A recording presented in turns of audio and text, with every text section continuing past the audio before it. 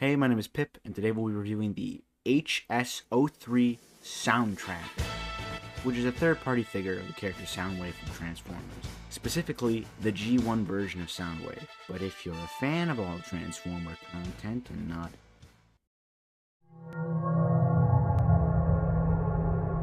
select Transformer content, you know of him. Now, a fair warning before we dive into my thoughts on the figure, because I need to let you guys know that my copy of the figure is about 4 years old. It's gone through some rough and tumble. I say all this because there is one major problem with my copy that may or may not be caused by my 12-year-old self handling this figure like an idiot. But on the off chance it isn't, purchase this figure at your own risk. With all that being said, the painting and the sculpting on this figure is amazing. Most of the figure is unpainted, which are the blue and the grayish-white parts, but as you can see, it's not completely unpainted. Unfortunately, the paint seems to be susceptible to paint chipping, especially the chrome bits, so be careful when handling this guy. This guy has a lot of mechanical detail on him. It's really nice, especially the detail in the cassette holder has a really nice shade of chrome. I also think it's a different shade of chrome compared to the other chrome on him, but I could be wrong. Now that out of the way, let's get into the accessories. I misplaced most of them. The only accessory I currently have is the shoulder cannon. His other accessories is a mini laser beak and a blaster. Laserbeak is pretty simple, just a rectangle with wings and a bird-like head, but the fact that he's even included with a figure is small and impressive. Now, as great as this figure looks, the joints are another story. On my particular copy, the legs seem to be way too loose. In fact, most of this figure seems to have a problem of things either being way too loose or way too tight. The connection to the shoulder cannon is way too loose, causing it to fall off. The right knee is too tight, so whenever you try to swivel it, you're like Link trying to pull out the goddamn Master Sword on 3 hearts. And then the feet.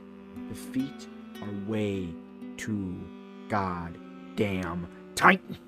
Which is the most annoying part, because you need to put those back for the transformation. As you can imagine, posing this thing is a goddamn nightmare. You're lucky to get any good poses at all. Do you realize how long it took me to get these poses that I'm showing on screen? I don't think you realize how long it took me to do that. Speaking of poses, the head can't look up that far or down that far. Head swivel. Arms can rotate and swivel. Bend at the elbow. No elbow swivel, but there is a hand swivel. No swivel at the waist. Soundtrack can do one hell of a split, which is to say the legs can spread apart fairly well. The legs move up and down that far. Legs swivel. Swivel at the knee can bend, and as mentioned before, the feet are on a hinge. He has some great range, but goddamn, those legs ruin it. Let's hope a stand can fix those problems. Hey, Achilles! Nice work with the heel! On to the final part of the review, the transformation.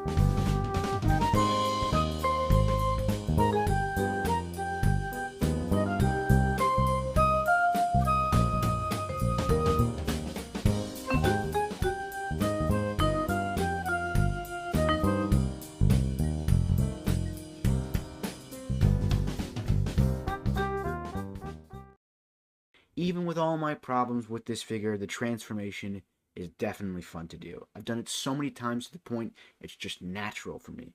And for such a small figure, it should have a pretty simplistic transformation. It's not my favorite figure out of my collection, but it's my favorite Soundwave figure in my collection.